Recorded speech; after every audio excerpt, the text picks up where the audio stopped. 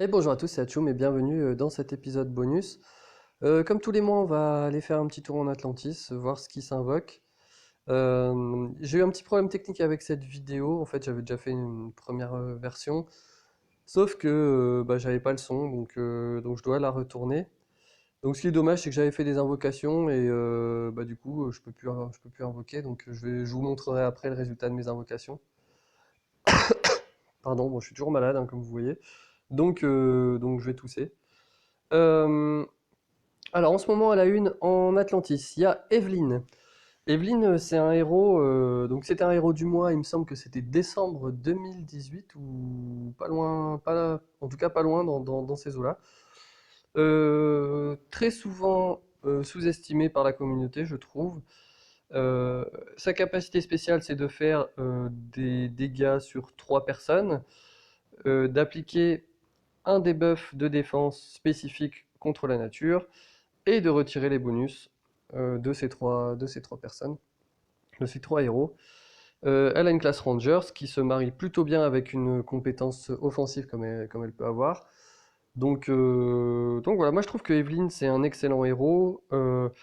Elle est assez robuste pour être en défense, alors pas en tank, mais plutôt en flank ou à l'arrière même, hein. Je trouve vraiment, enfin voilà, je trouve ça bien en défense. En attaque, bah, c'est une tuerie parce que ce que vous jouiez en 3-2 ou en mono, les debuffs de défense spécifiques, c'est vraiment fort. Et en plus de ça, en titan, des buffs spécifiques de défense, aussi, c'est très recherché. Donc voilà, une des équipes titan les plus violentes, c'est Evelyn, comment il s'appelle? Euh, ah mince, Buddy, Buddy qui retire de la défense. Deux cogneurs et puis Tarlac. Donc ça c'est assez violent comme Team Titan. Et sans Evelyn ce serait pas pareil. Donc voilà, moi je trouve que Evelyn est un super héros. Ensuite on a Percé. Alors, Percé c'est un peu l'inverse. C'est un héros de classe paladin, rapide, cogneur, mais petit cogneur, hein, on va pas se le cacher. C'est plutôt le genre de dégâts un peu comme Kiona, je crois, c'est à peu près la même échelle de dégâts. Sauf que lui, il applique un buff enfin un debuff de soin de 100%. Donc en gros, la cible ne peut pas être soignée pendant 4 tours et ça peut pas être dissipé. Donc c'est assez intéressant. Et il s'octroie ainsi qu'aux deux héros qui l'entourent un bonus de défense contre la nature. Donc en fait, c'est un héros. Moi, je le trouve intéressant pour son côté rapide, avec des dégâts, des bons dégâts de tuiles, des bonnes stats aussi défensives. Ce qui m'embête un peu, c'est que c'est un héros qui est un peu taillé pour être un tank. Il a un peu le même genre de CS en fait qu'un Cache-Rec, c'est-à-dire il donne une résistance dans la couleur opposée à lui-même. Donc ça va bien pour les tanks. Mais malheureusement, je trouve qu'en tank, il est un peu faiblard en défense. Alors peut-être qu'avec Emblème Paladin à fond sur la défense, ça peut donner quelque chose quand même. Mais je trouve aussi que son pouvoir est pas assez game breaker aussi, comme à Aegir par exemple, ou ce genre de héros. Vu que c'est mono-cible, je trouve que c'est un peu moins impactant. Donc c'est clairement un héros intéressant sans pour autant être un héros must quoi. Enfin voilà, si on compare par exemple à Evelyn, et Evelyn je la classe dans les héros vraiment très très intéressants qu'on a envie d'avoir dans son deck. Percé, c'est un bon, ça complète un deck quoi. Ça complète. C'est pas un must-have, mais ça complète le deck. Ensuite, on a Tarlac. Alors, bah, à la base, j'avais fait mes invocations pour avoir Tarlac. Bah, je vous montrerai après si je l'ai eu ou pas, hein. Tarlac, je le présente plus trop, je l'ai déjà analysé. En gros, bah, c'est un gros héros titan qui peut aussi avoir son utilisation hors titan, hein. En attaque c'est assez fort d'avoir des dégâts de tuiles supplémentaires. Et puis un petit soin par tour. Voilà, en plus il a des dégâts de tuiles absolument insane. En fait, limite, il a des dégâts de tuiles insane et on dirait, ouais, avec son pouvoir, je préférerais qu'il ait des stats défensives en fait. Mais bon, ça reste quand même, ça reste un must-have, je pense. Je préfère Mickey, hein, ça je l'ai déjà dit. Je préfère Je sais pas si je préfère Randvir, honnêtement, entre Tarlac et Randvir. Je sais qu'il y a beaucoup de gens qui aiment Randvir pour le côté, parce qu'ils aiment bien le côté aléatoire où on peut faire des frappes vraiment incroyables avec Randvir. Moi, Tarlac, pour moi, c'est le troisième, mais ça reste quand même largement meilleur que Wukong, beaucoup plus fiable. Donc voilà, c'est un héros que j'aimerais bien avoir. Ensuite, on a Mitsuko. Alors Mitsuko, j'en ai déjà parlé, mais peut-être que j'en ai un peu mal parlé trop vite. C'est un héros, donc je l'ai souvent appelé la Guenièvre du pauvre parce qu'elle retire de la mana sur 3 personnes, pas sur 5 comme Guenièvre. Par contre, elle fait des dégâts, contrairement à Guenièvre. Mais ce que j'ai un peu sous-évalué, c'est cette capacité à renvoyer les compétences spéciales de glace. Donc ce qui fait que Mitsuko, alors faut voir, elle a quand même 1450 points de vie, c'est pas mal. Elle a 727, c'est un petit peu bas pour être un tank. Mais en fait, Mitsuko, enfin, je pense à elle en fait en GDA. Parce qu'en GDA, par exemple, mettre Mitsuko en tank avec une équipe aussi qui a beaucoup de tanks rouges, ça fait vraiment sens. Parce que les personnes en face vont devoir faire un choix entre soit envoyer une équipe en full, par exemple, en mettant leur meilleur bleu, et du coup bah, défoncer Mitsuko. Elle n'a pas forcément une capacité défensive assez forte pour résister à des bons bleus. Mais souvent aussi, ce que des équipes font en GDA, c'est qu'ils partagent leurs forces. C'est-à-dire qu'ils vont garder, ils vont pas mettre tous leurs bleus, tous leurs meilleurs bleus dans une attaque, ils vont les partager pour avoir 2 attaques fortes. Et là, ça devient vraiment intéressant d'avoir Mitsuko parce que du coup, elle va, vu qu'elle renvoie les dégâts, elle va résister à des bleus qui sont pas forcément les meilleurs. Et, euh, et à partir du moment où elle fait sa CS, je peux vous assurer que quand vous êtes en bleu, c'est vraiment chiant. Le seul truc qu'on peut faire, c'est avoir quelqu'un qui dégage les effets des ennemis, puisqu'elle n'y résiste pas. Mais bon, voilà, je pense que ça reste un bon héros. Je pense qu'en attaque, il y a mieux que Mitsuko. En défense, il y a aussi mieux, mais par contre, c'est une très bonne option. Donc aussi un héros intéressant, en tout cas.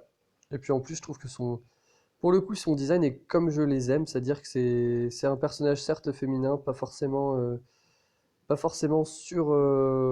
sursexualisé, donc voilà, je trouve que le personnage est cool. Voilà, bon après, bon ça reste Atlantis, hein, il y a toujours de très bons héros, hein, d'excellents héros. Pour ceux qui n'ont pas les 4 étoiles, bah voilà, je leur, euh, je leur conseille vivement d'invoquer en Atlantis, sans parler des 3 étoiles aussi, qui sont vraiment très bons. Donc voilà. Dans ma prochaine vidéo, là, je parlerai un peu de, je vais sortir une vidéo où je parle, je reviens un petit peu sur les costumes et puis des réflexions sur qu'est-ce qu'il est mieux de faire entre claquer ses gemmes dans des costumes ou dans des héros. Voilà, sans spoiler, donc je vais pas plus loin que ça. Bah moi j'ai invoqué en Atlantis et bah voilà ce que j'ai obtenu.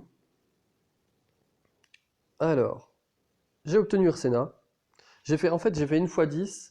J'ai fait 2 invoques avec des pièces Atlantes et 2 invoques avec des gemmes qui me restaient après ma x10. Donc j'ai eu Ursena sur ma x10. Ça m'a un peu scotché, honnêtement. Je m'attendais pas à voir quoi que ce soit. Et puis bon, Ursena en plus, elle n'était pas dans les héros à la une, donc il y a moins de chances de l'avoir. Mais bon, je l'ai eu. Je suis vraiment, pour le coup, ultra content. Euh, voilà. Après, je reviendrai dessus. Tiens, j'ai eu Domitia aussi en camp 20, hein. Euh, et j'ai eu Ariel sur une de mes invocations avec des gemmes. Pardon. Pareil, super content. En plus j'ai les matériaux en bleu pour l'évoluer, donc ça va être. On va directement passer au hub de ces héros, quoi. Là, j'ai pas trop de soucis à me faire. Vous voyez, en bleu, j'ai pas vraiment d'autres options viables. J'ai pas envie de faire un deuxième Thorn, j'ai pas forcément envie de faire une deuxième Isarnia. Certains vont me dire, oui, mais une deuxième Isarnia et après t'essaies d'avoir le costume. On verra. En tout cas, Ariel, c'est sûr, ça va être une de mes priorités de hub. Voilà, alors bah, du coup j'en profite de cette petite vidéo pour faire un petit point sur mon deck, parce que ça fait longtemps que j'ai pas pu faire de vidéo comme celle-ci, ou même de raid où j'utilise un petit peu mes héros. En ce moment, je suis en train de up là la deuxième ligne. Donc j'ai fini de up au back-end, ça fait quand même pas mal de temps. J'avais transféré mes emblèmes sorciers sur Sabina. Là, je suis en train de réfléchir, est-ce que quand ma Ursena sera max, est-ce que je les transfère dessus? Je pense que oui, parce que je pense que je vais utiliser Ursena comme tank. Euh, Au niveau évolution, bah ouais, j'étais en train de up Merlin tranquillou bilou. Je up Nice aussi, j'ai pas essayé de la power farm, j'ai pas essayé de d'accumuler tous mes camps pour la up rapidement. Donc elle n'en est que là. Bien sûr, quand elle sera up, j'essaierai de sortir des vidéos sur elle, sur les autres héros que j'ai. J'ai eu le capitaine de carreau aussi, j'avais pu refaire quelques invocations au dernier événement. J'avais eu le capitaine de carreau, bah, je voulais le up simplement pour le côté un peu collection, et puis je voulais tester en fait sa CS. Bah, surtout essayer de le tester quand le combo Isarnia, capitaine de carreau, quand en face il y a des sbires. Donc, parce que je pense qu'en fait il est intéressant que s'il y a des sbires en face. Buissour, c'est presque 7 sur 8 en compétences, il est presque maxé, j'espère qu'il va faire les deux en même temps, que je vais pas devoir investir d'autres héros dessus. J'arrête pas d'avoir des bugs comme ça sur mon téléphone en ce moment, c'est insupportable. Voilà. Et je suis en train de up ma Hawkmoon. Bah pareil, je vais faire une petite vidéo après où je repars un petit peu des costumes, donc je rentrerai un peu plus dans le détail. En tout cas, euh, ce qui est sûr là, c'est que d'un point de vue évolution, ça c'est mon équipe d'évolution. Je mets Merlin en stand-by, je mets Ursena. Je mets le capitaine de carreau en stand-by pour mettre Ariel. Le reste, on le garde comme ça. Et niveau défense, alors en gros, ce que je vais viser comme défense, je pense que ça va ressembler à un truc comme ça. Ça va ressembler... Alors, je pense que je vais mettre Ursena en tank. C'est pour ça que je pense lui mettre des emblèmes. Ensuite, du coup, en flanc, je mettrai Nice. De ce côté-là, parce que si je la mets côté Mère Noël, ça me fait deux moyens à côté, plus un lent. Donc c'est pas super ouf. Ensuite, devant Mère Noël, il faut qu'on mette un rouge. Donc en rouge, on va toujours mettre Marjana, hein. Pourquoi? Parce que si la personne vient en 3-2, elle va mettre du bleu. Et du coup, comme ça, bah, Mère Noël a toutes les chances d'être safe. Et bah du coup, bah, on va garder notre petit Thorn. Donc ça, je pense que ça ressemblera à ça, ma défense. Euh, c'est pas encore une défense ouf. Je pense avoir beaucoup renforcé mon centre en fait. Là, avec deux héros qui sont vraiment bons en défense. Nice, le problème c'est que je pense qu'elle est meilleure en tank qu'en flank. Mais bon, entre Nice et Léonidas, je pense qu'il n'y a pas photo. C'est Nice là qui est meilleure, qui est plus impactante. Thorn, il faudrait vraiment que je le remplace par un rapide. Mais bon, j'ai pas encore de rapide. Donc là, en fait, ce que je suis en train de dire, c'est que ma défense, elle a un gros souci, c'est qu'elle est trop lente. Donc voilà, je pense que je vais quand même l'essayer. Une fois que mes héros seront maxés, je l'essaierai quand même comme ça. Et puis voilà. Par contre, non, je voulais pas faire appliquer. Parce que si j'applique comme ça, là, je vais prendre des sacrés baffes. Donc on va refaire. Je crois qu'on était comment? On était comme ça. Non? C'était Marjana mon tank? Ouais, c'était Marjana mon tank. Pourquoi Marjana? Parce que comme ça, en face, ça va apporter du bleu.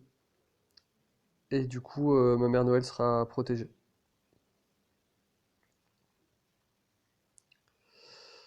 Et de ce côté-là, on met Léonidas en flanc. Et on met Sartana à l'arrière. Je crois que c'était ça ma défense, hein. Vous avez peut-être mis Thorn au milieu?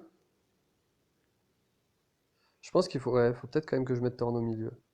Thorn, en fait, a pas beaucoup de chances de faire son pouvoir en flanc. Bah, d'ailleurs, Léonidas non plus, hein. Mais ouais, non, on va quand même faire ça.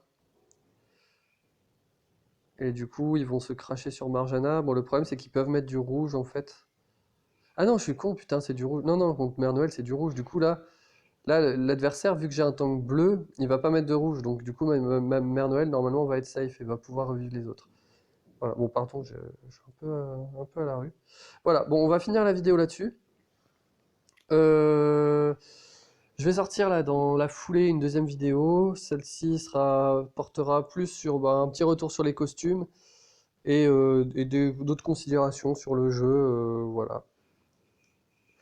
Et j'ai plus qu'à vous souhaiter un bon jeu, d'avoir autant de chance que moi sur les invoques, et puis qu'on se recroise bientôt.